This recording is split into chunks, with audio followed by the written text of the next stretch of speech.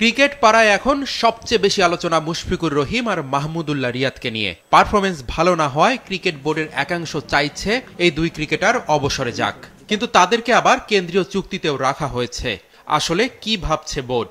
যারা senior player তাদেরকে কিন্তু আমাদের সবাইকে সম্মান করা উচিত, এবং প্লেয়াররা এমন একটা একমাত্র প্লেয়ারই বলতে পারবে ওকে কখন ওর ফিটনেস, ওর মানে আপনার যে প্রেশার কীভাবে ও খেলাটা দিচ্ছে সেটা কিন্তু একমাত্র প্লেয়ারই বুঝতে পারে, এবং তার উপর ডিপেন্ড করে যে আপনার এবং ফিউচার ওর কী অবস্থান, ওর সব কিছু মিলে আমার মনে প্লেয়ারের উপর ছেড়ে দেওয়া উচিত। ওর ডিসিশনটা ওর, এবং যদি বেশি সমস্যা হয় তাহলে টিম ম্যানেজমেন্ট আছে, প্লেয়ার আছে, ওরা বসে এই সিদ্ধান্ত নেওয়া উচিত। ক্রিকেট খেলুড়ে দেশগুলো এখন 3 ফরম্যাটের জন্য আলাদা অধিনায়ক রাখছে, তবে বাংলাদেশ এই গুরুদায়িত্ব দেওয়ার মতো কাউকে পাচ্ছে না। নাজমুল শান্ত নিজে থেকে সরে যেতে চেয়েছিল, কিন্তু ক্রিকেট বোর্ডের হাতে বিকল্প নেই। ওদিকে গুঞ্জন রয়েছে ক্রিকেট বোর্ডের সঙ্গে যুক্ত হতে যাচ্ছেন তামিম ইকবাল। অন্য সব দেশের কিন্তু আপনার 3 ফরম্যাটে 3 ধরনের প্লেয়ার আছে, কিন্তু বাংলাদেশের ম্যাক্সিমাম প্লেয়াররা কিন্তু 3টা ফরম্যাটে খেলছে। সেটাতে আপনার অপশনটা আমাদের খুব কম।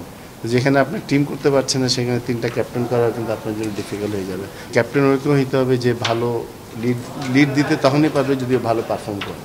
এখন আমাদের ওই পারফর্মারটা আগে খুঁজে বের করতে হবে। বাংলাদেশে এখন সমস্যা যেটা, আমাদের ভালো প্লেয়ার অনেক আছে বাট কোয়ালিটি প্লেয়ার অনেক কম, যেটা অন্য দেশে অনেক বেশি। ডেফিনেটলি আপনার যাদের ব্যাকগ্রাউন্ড ভালো, যারা ক্রিকেটে যারা আছে, ক্রিকেট না আপনি যে কোনো স্পোর্টসে যাদের ব্যাকগ্রাউন্ড থাকে, ওরা ওই ফুটবল আছে, হকি আছে, তো আসলে এটা ক্রিকেটের জন্য বা স্পোর্টসের জন্য অনেক ভালো হবে। আকরাম খান জানালেন তৃণমূল থেকে ভালো মানের ক্রিকেটার তুলে আনতে বন্ধ থাকা ক্রিকেট লিগগুলো আবারও চালু করার উদ্যোগ নিচ্ছে বিসিবি।